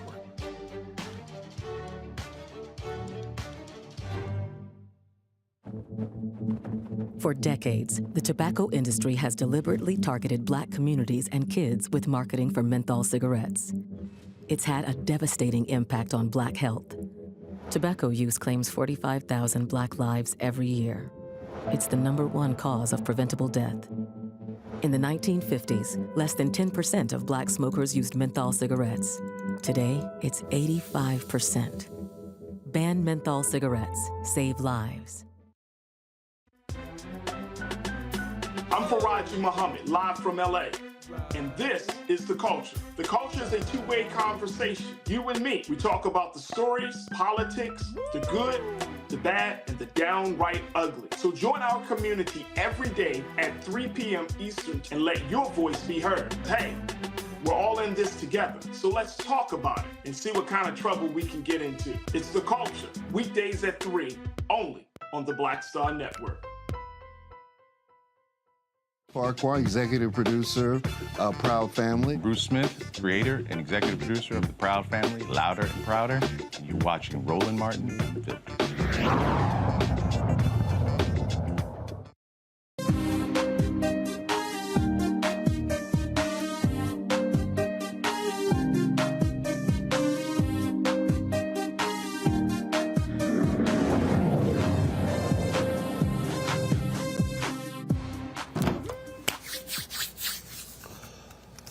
The U.S. Forest Service is joining with 4 HBCUs to create the 1890 Land Grant Institution Wild Land Fire Consortium. 20 students from HBCUs will participate in an apprenticeship program to include training in prescribed burn demonstrations and hands-on experiences tackling forest fires. Stephanie Love joins us from Normal, Alabama. She's the USDA's Forest Service's National Diversity Student Program Manager. So, Stephanie, explain this program. Absolutely. So this program is a 28-day residential program whereby we bring HBCU students onto the campus of Alabama A&M University, the only HBCU that's SAF accredited, their forestry program. And over that 28 days, we give them hands-on experience with live fire, all different types of exposure to every facet of forestry, especially fire, and the opportunity to be certified in wildland firefighting so that when they leave the program, they can head directly to internships to put it all into practice. Right now, if you talk about the Forest Service, how many African Americans are involved? Wow, in this particular field, only 1.9% of the bachelor's degrees in agriculture and natural resources are African American. And this particular partnership, of that number, 66% of the Black foresters and wildland firefighters come out of this partnership. So we recognize that the Forest Service has an opportunity to do better as we try to create an inclusive workforce that represents the community that we serve. So our numbers are low, and this program is a step in building and advancing a culture of belonging that empowers a diverse mix of people, people of color across the Forest Service to fulfill our mission. Wow, this is, I mean, I think part of the thing that it always happens is that they're just areas that we don't see a lot of us, so therefore we don't think about opportunities in that field. Absolutely. And it's about raising awareness and outreach. You don't know what you don't know. When I became a forester, I didn't know that forestry existed.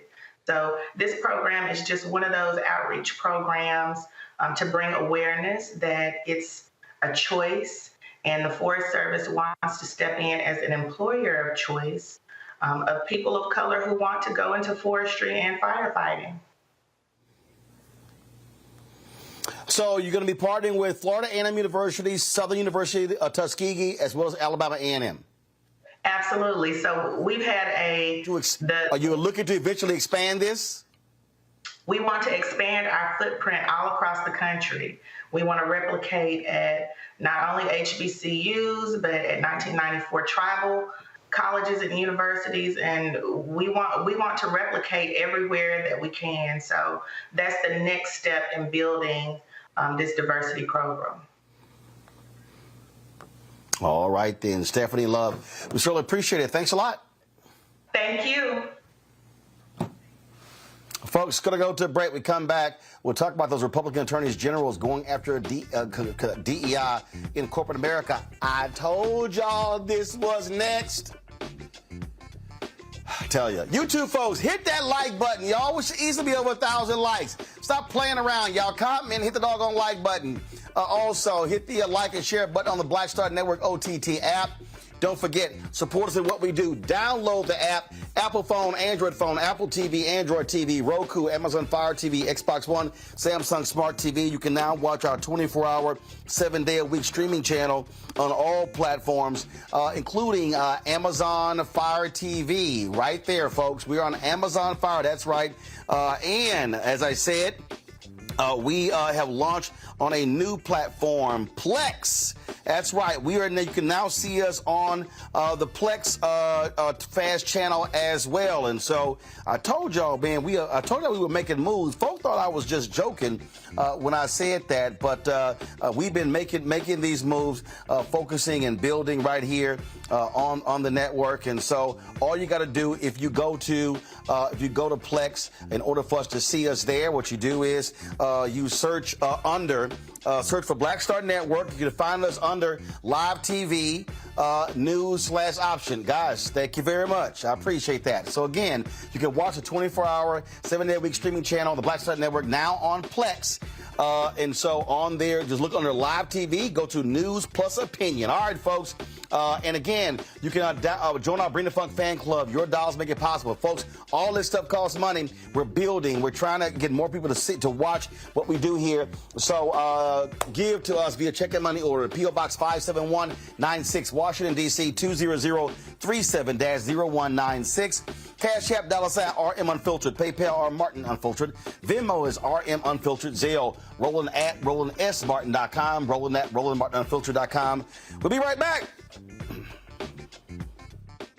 When you talk about blackness and what happens in black culture, we're about covering these things that matter to us, speaking to our issues and concerns. This is a genuine people-powered movement. There's a lot of stuff that we're not getting. You get it, and you spread the word. We wish to plead our own cause. Too long have others spoken for us. We cannot tell our own story if we can't pay for it. This is about covering us. Invest in black-owned media. Your dollars matter. We don't have to keep asking them to cover our stuff. So please support us in what we do, folks. We want to hit 2,000 people, $50 this month, raise $100,000. We're behind 100,000, so we want to hit that. Y'all money makes this possible. Check some money orders. Go to P.O. Box 57196, Washington, D.C. 20037-0196. The Cash App is $RM Unfiltered. PayPal is R Martin Unfiltered. Venmo is RM Unfiltered. Zelle is Roland at RolandSMartin.com. Coming up next on The Frequency, right here on the Black Star Network, Shanita Hubbard. We're talking about the ride or die chick. We're breaking it down. The stereotype of the strong black woman. Some of us are operating with it as if it's a badge of honor. Like you even hear black women like aspiring to be this ride or die chick, aspiring to be this strong black woman trope at their own expense. Next on The Frequency, right here on the Black Star Network. Hi, I'm Jo Marie Payton, voice of Sugar Mama on Disney's Louder and Prouder Disney Plus, and I'm with Roland Martin on Unfiltered.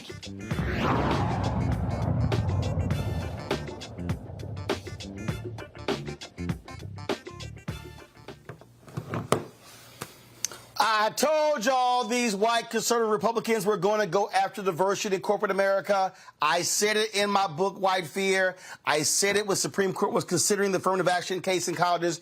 And now Republican attorneys generals have sent letters to 100 companies saying because of that Supreme Court decision that their DEI programs in the companies might be illegal. They're claiming, oh, y'all sitting there, you can't have quotas and you're choosing folks based upon race. This is being led by that racist in Kansas, Chris Kobach, Attorney General. It was signed by the AGs in Tennessee, Alabama, Arkansas, Indiana, Nebraska, Iowa, South Carolina, Kentucky, Mississippi, Missouri, Montana. Yeah, it was signed by that fool, Daniel Cameron. Please, let's defeat that fool who's running for governor. And so, yeah, we know exactly what kind of brother he is. And so this is who they are. Brianna, I kept trying to tell people this. The only way, I said, they They don't want black folks going to college. They don't want black folks getting jobs. And so this is what they're doing. And so this is what I also keep saying. All these black people out here who sit on their asses during the election, who keep saying, man, this voting stuff don't make any sense. Here's a perfect example. They're trying to go after the companies. Right. It's wildfire. We just talked about fires.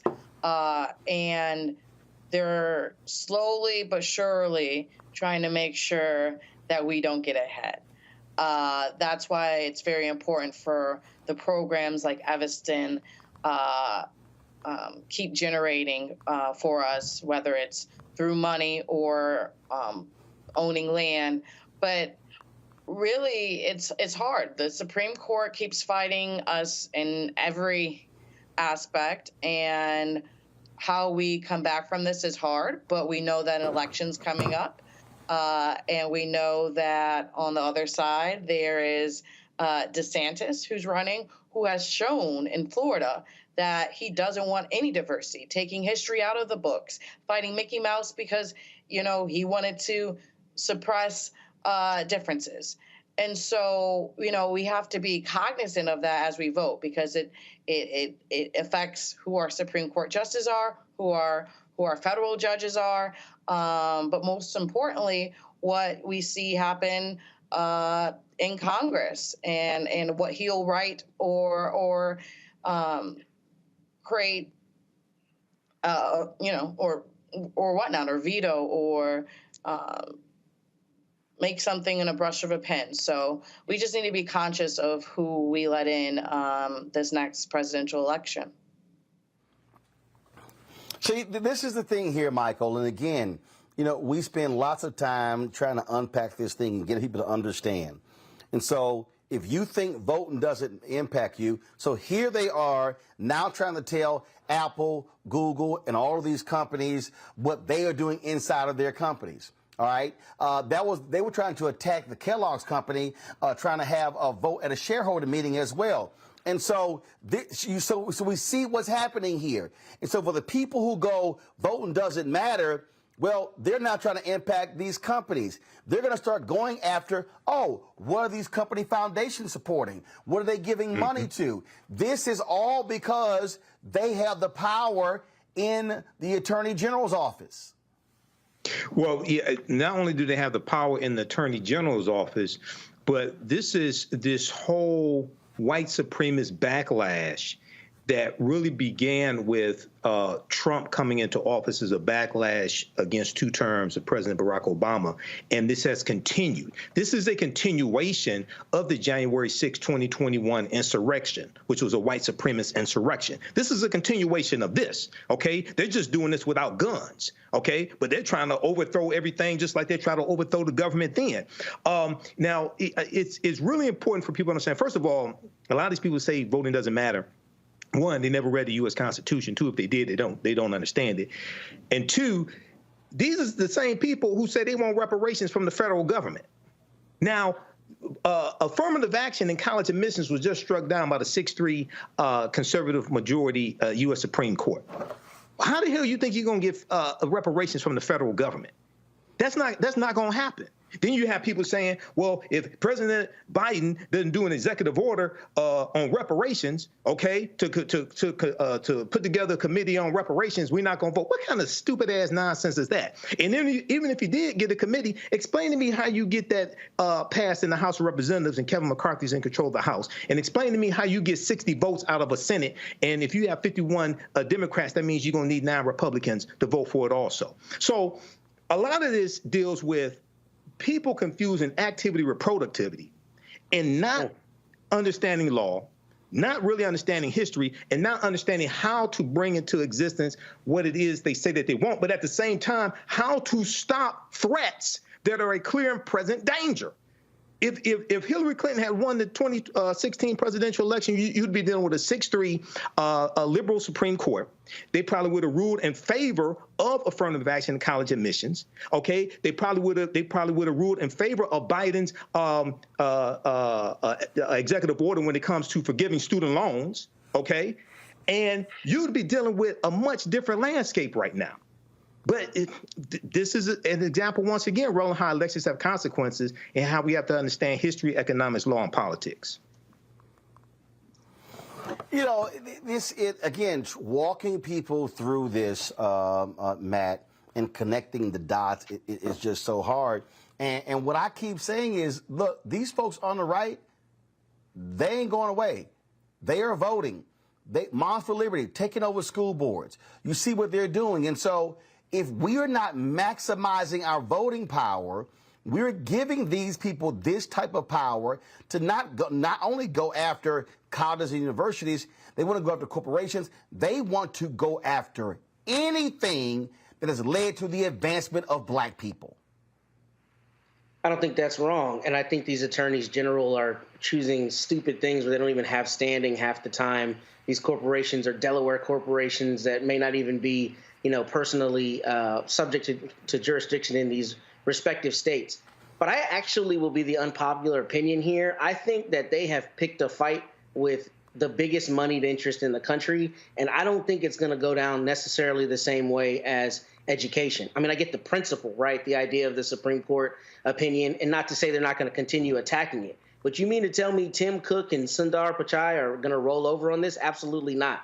What we saw with DeSantis and Disney in Florida was relative to Disney's special legal status there. That doesn't mean these attorneys general aren't going to, continue trying to attack DEI and continue trying to attack a diverse workplace because, yes, there's a lot of white supremacy.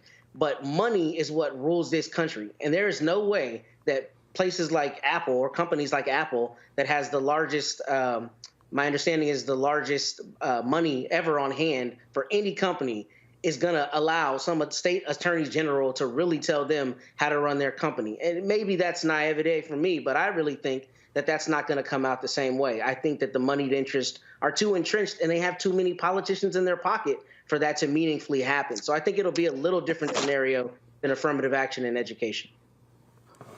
I don't agree. I don't know. I don't know, frankly. I don't know. Brianna, go ahead. Yeah, I don't agree. I think that the purpose of racism is that it doesn't take that into account. It doesn't care about the economy. It's more about the power. And so when they create that and make sure that there's not DEI and we're not teaching about diversity and so forth, it sets up to keep the hierarchy and make sure that we're underneath. And racism is not about what educationally makes sense. It's literally about the fear. And so I am not that optimistic that they're going to say, oh, this is going to ruin my money. So you know what? We're not going to listen and we're not going to do this. They want to make sure that their people succeed and that we do not. And so I do think that it's a problem that they're allowing this to happen, that we're going back. We're going backwards. Well, if I may, Roland, I mean, reasonable minds can differ. But what does Michael always talk about? Power. This is about power. And what does power come from in this country? Money. And if you got the most ducats in your pocket, you got the most leverage to tell these politicians kick rocks. I don't care about your letter. I don't care that you don't like how I'm running my company. I got X number of Billy, and I'm about to fight you forever. Tim Cook and Sundar Pichai will not allow states' attorneys general to tell them how to run their company. That's my honest belief. And that doesn't mean that the genesis of it is not racism and white supremacy and that they're not going to try to make hay in that respect. But it is not the same to me as some 18-year-old applying to go to college and whether they can individually keep her out as to say you're going to tell Apple how to run its company. I don't think that's realistically going to happen considering how much political power those corporations have. I don't think that's realistically going to make change in this respect across the corporate sector, in my opinion. Yeah, and I don't think that's right because... Go ahead. No, I just don't think that's right because it starts with education. That's why they try to make sure that someone can't even get to be a Tim Cook. So I just don't see it, but time will tell. Roland, can I just say something really quickly here? Chris Kobach, remember Chris Kobach was the governor who initiated the interstate cross-checking system during the 2016 presidential election and locked about one. No, he wasn't governor. He ran. Remember, he was Secretary of State. He ran. Secretary of State. I'm sorry. U.S. Senate and lost. He ran for governor and lost. He was Secretary of State. Secretary of State, interstate cross-checking system, 2016 presidential election. It knocked about 1 million people off the voting rolls across the country, okay? And it's helped Donald Trump win as well, all right? So, see, these people are playing for keeps, and we have to learn how to connect the dots here, okay? This is the white supremacist billionaire boys club. They're all playing for keeps. They're all on the same team, okay? And they're trying to clean our clock. So we have to understand this and fight against this. All right, folks. Hold on one second. Quick break. I'll be back for our last segment on Roland Martin Unfiltered on the Black Star Network. On the next Get Wealthy with me, Deborah Owens, America's Wealth Coach, the wealth gap has literally not changed in over 50 years, according to the Federal Reserve. On the next Get Wealthy, I'm excited to chat with Jim Castleberry, CEO of Known Holdings.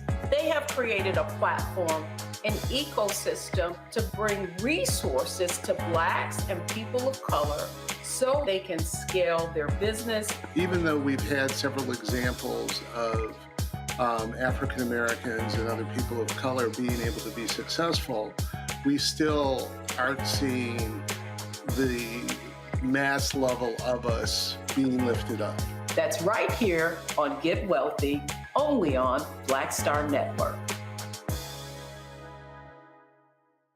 On a next, A Balanced Life with me, Dr. Jackie, we're going to be talking about common sense. We think that people have it, know how to use it, but it is something that people often have to learn. The truth is, most of us are not born with it, and we need to teach common sense, embrace it, and give it to those who need it most, our kids. So I always tell teachers to listen out to what conversations the students are having about what they're getting from social media, and then let's get ahead of it and have the appropriate conversations with them. On a next, A Balanced Life with me, Dr. Jackie, here at Black Star Network.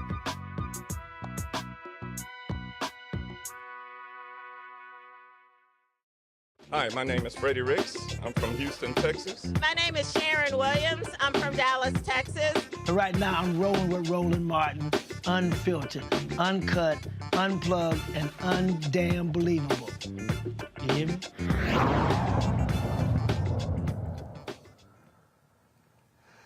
All right, y'all. It's always great when you look at some of these videos that go viral, and I tell you, boy, MAGA Republicans are a little bit upset. Mike Pence was walking in a parade, and, you know, kids are going to be kids, and this happened.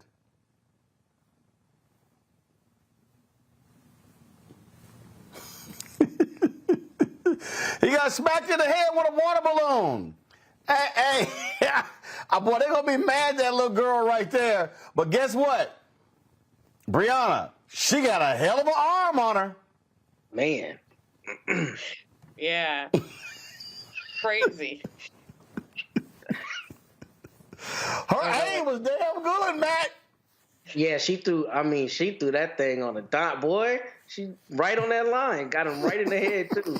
Perfect form.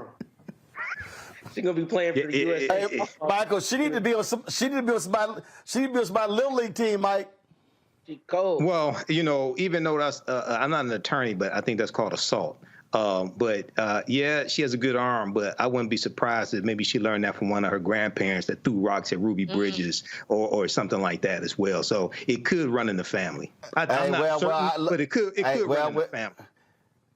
Well, I ain't going that damn far. I mean, we don't know. Hell, again, she could have had some family members who were throwing rocks at the Klan. See, we don't know. So we ain't going there. But the bottom line is, I mean, Pence took it off, but these MAGA people are upset. This sister shared on social media.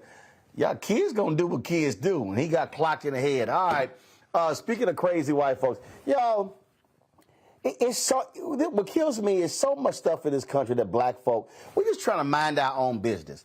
We try to sit over here and have barbecues. We try to sit over here, and have cookouts and picnics.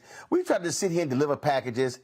Why is this brother fishing in the neighborhood he living in, and white folks just simply will not leave his ass alone? Hello. How are you? Good, how are you? Good. You guys residents here? Are we bothering anyone? Don't touch us. Don't touch anyone. Sorry? All right, well, link is presently for residents only. So, thank you for filming. I'm not giving you permission to film, so she's not. Take a picture of your license plates and forward it on. Hey, so y'all hear what I go through, right? This the third person. I'm in my own neighborhood, and a white person came and bothered me while I'm fishing. Another white person came and bothered me while I'm fishing. This is the third time. She's like, oh, no, I'm not giving you permission to film. This is my phone. I can film and do whatever I want. I study the law. I study the law. Thank you. I'm sorry. Hey, well, don't leave now. Do you want to say, hey, do you live here? Where you live? What's your address? Where do you live? Where do you live? This is unbelievable. Where do you live? Why? What's your name, by the way? Because at the next meeting, I'm definitely going to mention you. Her name is Karen. wait. Matter of fact, let me turn this phone around. Let me go ahead and get yours. I mean, here's the thing for me, Matt. If I'm driving around my neighborhood and I see some white folks fishing, first of all, my ass ain't stopping. Because I got shit to do. Okay? Yeah. And these folk act like they're the neighborhood damn deputies. See, this right here, this that Zimmerman bullshit. Exactly. Where they want to act like they are the neighborhood cops. And so she walks up, this is for... And then here's the other deal. How your ass know everybody in the neighborhood? Exactly. Yep. That's what trips me out. That's what's insidious about it. I mean, what's really insidious about it is that they start out with the ultimate disrespect, the presumption that you don't live in their neighborhood, right? This is my neighborhood. You have to be a resident. Don't start out with the idea that maybe you live here, maybe you have a right to be here, or maybe it's just a public place any person can be. But they do that, and then the moment that you respond strongly, what do you get? I don't give you permission to film. I'm just trying to be a concerned citizen. That's absurd. And it's disgusting that this brother had to deal with that. But I'm glad that he took the tack that he did, because I think what happens too often is people try to uphold decorum and be nicer than they need to be. And I'm glad he said another white person, a third white person has come to bother me while I'm here. I know the law. I'm using my phone, and he continued to record her and then told her, I'm going to go get your plates. Now, that may not always be a safe proposition, to be completely frank, but I like the idea that the pushback is strong, because that's what it has to be if you have the audacity to come up and, act as though I'm not in my own neighborhood or presume that. It just, what pisses me off again, Brianna, is... As he said, this is the third white person just rolled up on him. And they just have, a lot of these white folks just think that they have the license. We can question anybody on anything. That was, hell, we had a video, I'm going to try to find it, where these cats had a rooftop party and a white woman just walked into their apartment to tell them, stop playing the music. They were like, we could have shot your ass. They really believe that they have the right to do whatever they want and talk to somebody anywhere they want to. They were raised like that. It shows the differences. And it's funny that her name was actually Karen. We call them Karens now, and that was her name. And, the first thing she says is, I didn't give you permission to film. Oh, you had to give me permission. But my response of it, I didn't give you permission to talk to me. Like, the fact that she has that much audacity or that she thinks that it's only her that can get the permission, that she knows everybody. And what? She was afraid that he was going to take all the fishes? She wanted to fish herself, and it was going to take away the neighborhood fishes? What harm was he posing to her? None. But she still felt like it was her right to say something. And it's ridiculous. It's ridiculous. And what I love, Michael, is I didn't give you permission to film me. I didn't give you permission to walk your punk ass up to me. Right. She walked over to him. He's filming. It'd be different if he walked over to her and started filming her. She walked over to him, and she's saying, I didn't give you permission to film me. But, you know, Roland, the whole theme of this deals with white supremacy and what Trump has unleashed. Now, I don't know who this lady, I don't want to call her Karen, but I don't know who she voted. Well, I mean, if that is her name, Karen, okay. I don't know who she voted for. I wouldn't be surprised if she voted for Donald Trump. But the same white supremacy that made people think they could get away with trying to overthrow the government January 6, 2021, the same white supremacy here. And we can draw a line, you know, let's keep it real. Now, they were saying hang Mike Pence January 6, right? What would make a child think it's all right to throw a water balloon and hit the former vice president of the United States in the back of the head? Because I guarantee you, if there had been a black child that done that, nobody would say, oh, well, children are just going to be children. Maybe a few black people would, but overwhelmingly, they wouldn't say, oh, children are just going to be children. No, they'd probably be trying to arrest that person, go after their parents, things like this. So, go ahead. But bottom line is this here. Bottom line is this. First of all, her name is Tanya. Come to me, please. Tanya. So okay. The woman name, she was a therapist. So the brother's name is Anthony Gibson, Columbus, Georgia. And he shared this on YouTube, TikTok, Twitter, Snapchat, IG. I love all of that. Appreciate that, Anthony. Way to go. And so she was a freelance therapist with Sea Glass Therapy in Noonan, Georgia. When this thing... Now, it said that her father was a registered homeowner in the gated community. And it says, as per the community's rules, Gibson was permitted to fish in the lake without a license as the guest of a resident. Mm-hmm. That's it. And so, what's crazy is, it says Gibson, who lives in Columbus, Georgia, has been challenged multiple times by locals in the neighborhood, asking why he is there and saying the lake is for residents only. That is a lie. And so, again, Tanya, little Tanya here, she gonna say, I just have to ask. I just have to ask. And they said, don't talk to me. Don't talk to me. And so, again, Sea Glass Therapy posted this on it. Sea Glass Therapy is a place of acceptance, healing, and inclusion of all people, regardless of race, gender, sexual orientation, religion, or background. We stand against discrimination of all forms. We have terminated our business relationship with the independent contractor, Tanya, in order to uphold our values and standards. We strive to be a service to our community and do whatever we can to accommodate the needs of it, operating with integrity. So listen, black people in Georgia, I keep saying, every time one of these white people get fired, what we need to do is we need to all go apply for their job. What do you think about that, Brianna? Absolutely. I mean, there needs to be more of us in these places. And so the only thing that helps is if we keep fighting, applying, and keep having these conversations. Matt?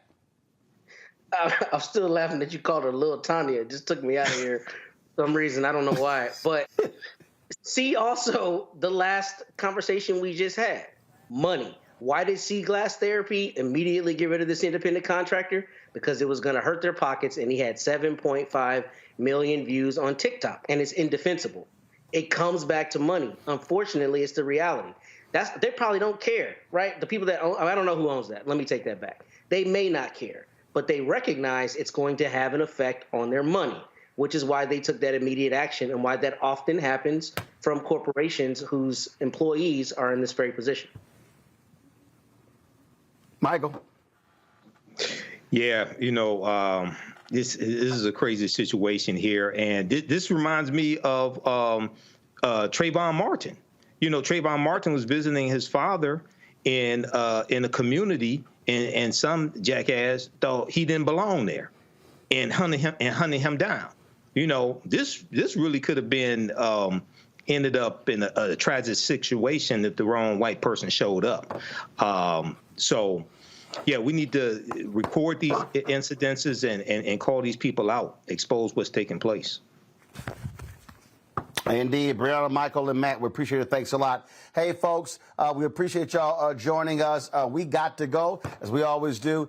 Don't forget, join the Black Star Network app. Download our app, Black Star Network app, Apple phone, Apple TV, Android TV, Roku, Amazon Fire TV, Xbox One, Samsung Smart TV. Join our Bring the Funk fan club. Senior checking money orders to P.O. Box 57196, Washington, D.C. 20037-0196. Cash App, $RM Unfiltered. PayPal, R Martin Unfiltered. Venmo is RM Unfiltered. Zelle, Roland at RolandSMartin.com. Roland at RolandMartinUnfiltered.com. Always watch us, our 24-hour streaming channel. You can just, that's right, folks, no need to click the show. You can just watch it straight through on Amazon News.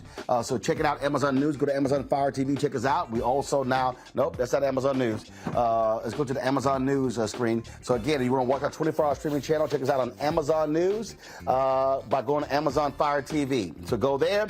And, of course, we're also on Plex. And don't forget to get a copy of my book, White Fear, How the Browning of America is Making White Folks Lose Their Minds, available at bookstores nationwide. That's it. Sunday, folks, I'm going to be in Chicago, where Reverend Jesse Jackson is announcing his replacement, plus Vice President Kamala Harris will be speaking. As we always do on Friday, we roll the names of the people who contribute to our show. Thanks a bunch. I'll see you on Monday. Holla!